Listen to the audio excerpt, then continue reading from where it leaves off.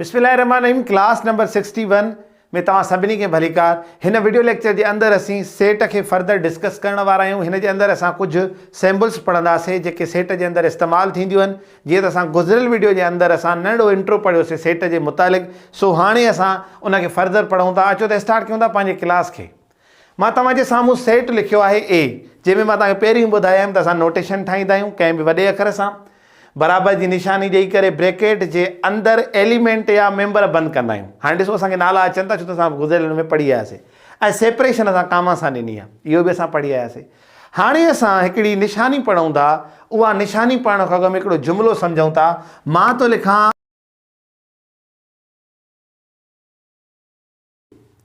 हे ॿ जुमिला लिखिया आहिनि मां तव्हांजे साम्हूं त जेको एलिमेंट ए आहे उहो तालुक़ु रखे थो सेट ए सां।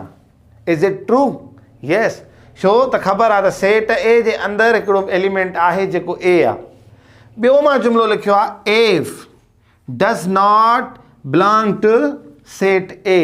जेको एफ मेंबर आहे या एलिमेंट आहे उहो बिलोंग यानी तालुक़ु नथो रखे सेट ए सां। हाणे सेट्स जे अंदरि कुछ अहिड़ियूं निशानियूं हूंदियूं आहिनि जेके वॾनि जुमिलनि जो ख़ाल भरे नंढड़ो कंदियूं आहिनि। मिसाल कीअं, हाणे जेका हीअ बिलोंग्स टू आहे या ईअं खणी चऊं त इज़ मेंबर ऑफ जी जेका निशानी आहे उहा हीअ आहे। हिन निशानीअ जी माना आहे इज़ मेंबर ऑफ या बिलोंग्स टू।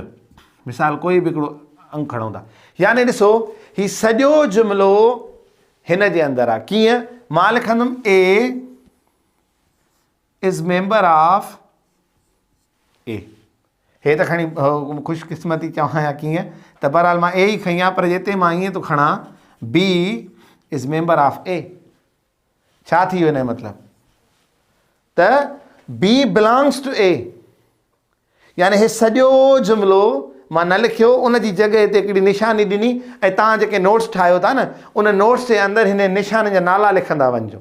छो त मां हीअं हिकिड़ी लिस्ट ठाहे निशानियूं पढ़ाए सघां थो, पर मां आस्ते आस्ते निशानियूं तव्हांखे पढ़ाईंदो वेंदुमि त जीअं उन महिल को उनजो मौज़ू खुलंदो मां तव्हांखे उहा निशानी हुन ते रखाए वेंदुमि त जीअं तव्हां उनखे सम्झंदा वञो प्रैक्टिकली। जीअं मां तव्हांखे हिते हीअ निशानी पढ़ायां थो, ठीकु आहे। त मां छा थो चवां, हिन निशानीअ जो इन जो मतिलबु छा आहे, इज़ मेंबर ऑफ या बिलोंग्स टू। त हिन सॼे जुमिले जी जॻह ते मां हीउ ॾिनो आहे। हाणे हिन सॼे जुमिले जी जॻह ते तव्हां छा कंदव, जस्ट या मेंबर ऑफ जी निशानी जी हिनखे लीक जे छॾींदव। इन जो मतिलबु इज़ नॉट मेंबर ऑफ। मिसाल कीअं, तव्हांखे चवां थो एफ लिखी करे हिकिड़ो बॉक्स थो लिखां, ठीकु आहे। हाणे तव्हां हिते हिन ॿिन्ही मां कहिड़ी निशानी पुट कंदव?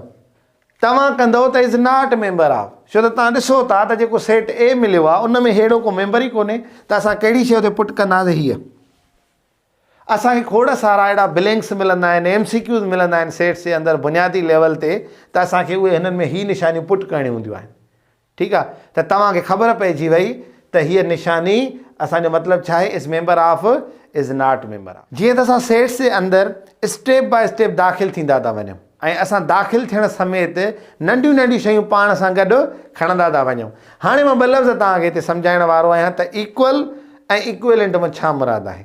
त असांखे इलाही दफ़ा चवंदा आहिनि त इक्विवेलेंट फ्रैक्शन आहे या इक्वल आहे या इक्वल लफ़्ज़ असां बार बार ॿुधंदा आहियूं या इक्विवेलेंट लफ़्ज़ ॿुधंदा आहियूं। त इन ॿिन्ही जो मतिलबु छा आहे ऐं मक़सदु छा आहे? हाणे चवंदा इक्वल जे तरफ़।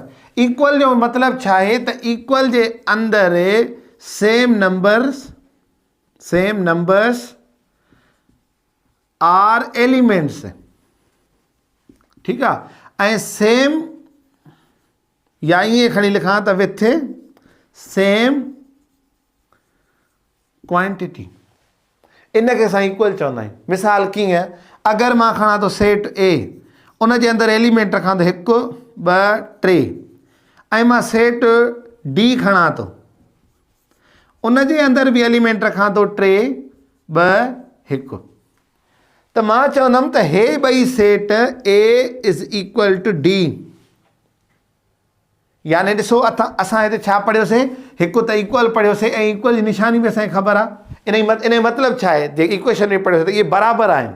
यानी जॾहिं असांजो नंबर या एलिमेंट हिकु जहिड़ो हुजे ऐं हिकु ई क्वांटिटी सां हुजे। ईअं न हुजे त मिसाल हिकिड़ो 1 2 3 आहे त हिन में 1 2 हुजे, हा ठीकु आहे, एलिमेंट त हिकु जहिड़ा अथसि पर हिकु जेतिरा बि हुजनिसि, यानी 1 2 3 आहे त हेॾे 1 2 3 हुजे। इन सेंस में असां हिननि खे चवंदासीं इक्वल सेट। ठीकु आहे, चवंदासीं set A and B are equal sets, या हीअ निशानियूं ते इस्तेमालु करे छॾींदासीं। जीअं मां हाणे सेट लिखिया आहिनि ए जंहिंजा एलिमेंट्स आहिनि 1 2 ऐं सेट लिखियो आहे बी जंहिंजो एलिमेंट आहे ए, छा इहे इक्वल सेट आहिनि? चवंदो न सर इहे इक्वल किथां थींदा, न हिन जे अंदरि को तादादु हिकु जेतिरो आहे, न ई वरी हिन में हिकु जहिड़ा अंग पियल आहिनि या एलिमेंट पियल आहिनि। असां उन जॻह ते लिखंदासीं A is not equal to B. ठीकु आहे, यानी ईअं लिखूं set A is not equal to set B, यानी असां उते सिर्फ़ु मेंबर ऑफ वारी निशानीअ खे सिर्फ़ु लकीर पिया ॾियूं, ईअं ई असां इक्वल जी निशानीअ खे बि लकीर ॾींदासीं त इहो जुमिलो कंप्लीट थी वेंदो। यानी असां हिते सिंबल बि पढ़ीसीं ऐं प्लस में इहो बि पढ़ियोसीं त असां इक्वल सेट या इक्वल शइ कंहिंखे चवंदा आहियूं, नंबर साॻियो हुजे ऐं तइदाद बि साॻियो हुजे, या एलिमेंट अंदरि साॻा अथसि पर तइदाद बि साॻियो हुजे। हाणे इहो ई असां ॾिसूं था हिन इक्विवेलेंट सेट सां। इक्विवेलेंट सेट जो मतिलबु छा हूंदो आहे त not same elements are members, पर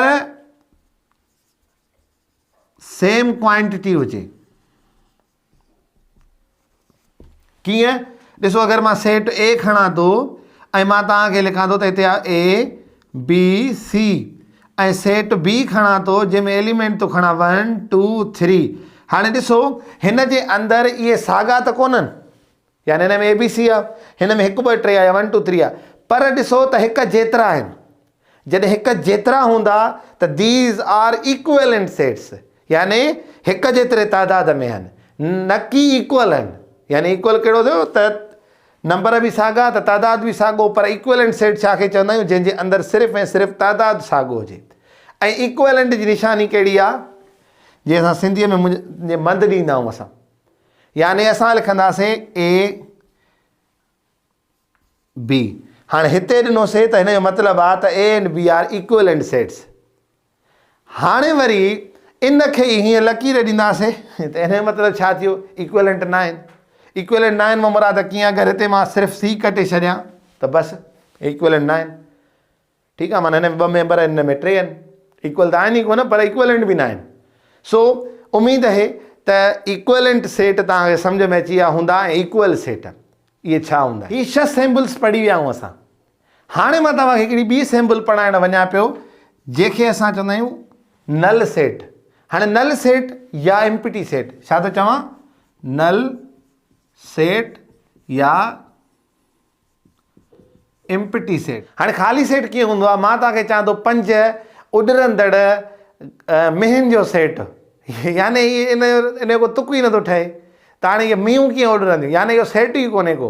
सो अहिड़े क़िस्म जी डिस्क्रिप्टिव फॉर्म में, या ईअं खणी चऊं त ख़ाली सेट बि असां रखंदा आहियूं, हीअं ख़ाली सेट रखूं, या उन जी जॻह ते हीअ सिंबल रखी छॾियूं ख़ाली सेट जी, त असां हिनखे नल सेट चवंदासीं। जीअं मां तव्हांखे चवंदा मींहं उॾरंदियूं ई न आहिनि त उनजो सेट वरी काॾों ठहंदो। या मिसाल हिकिड़ो हफ़्ते जे 9 ॾींहंनि जो सेट, यानी मिसाल हफ़्ते में 7 ॾींहं थींदा आहिनि, उन में 7 नाला हूंदा आहिनि, हफ़्ते जे 9 ॾींहंनि जे नालनि जो सेट। त हाणे इहो माना इनखे न मुंडी आहे न हिनखे पुछ आहे इन सेट खे, त असां इनखे चवंदासीं इहो ख़ाली सेट आहे। सो अहिड़े तरीक़े सां असां ही कुझु सैम्पल्स ऐं नंढा नंढा कॉन्सेप्ट्स हिन वीडियो जे अंदरि डिस्कस कयासीं। हाणे तव्हांजे साम्हूं होमवर्क आहे नंढो, इन एक्टिविटी खे हल कयो, इंजॉय कयो इन क्लासिस खे। वरी मिलंदासीं हिकु नई क्लास में, तेसिताईं गॾिजो सिंधी तार सां। अस्सलाम वालेकुम वरहमतुल्लाह।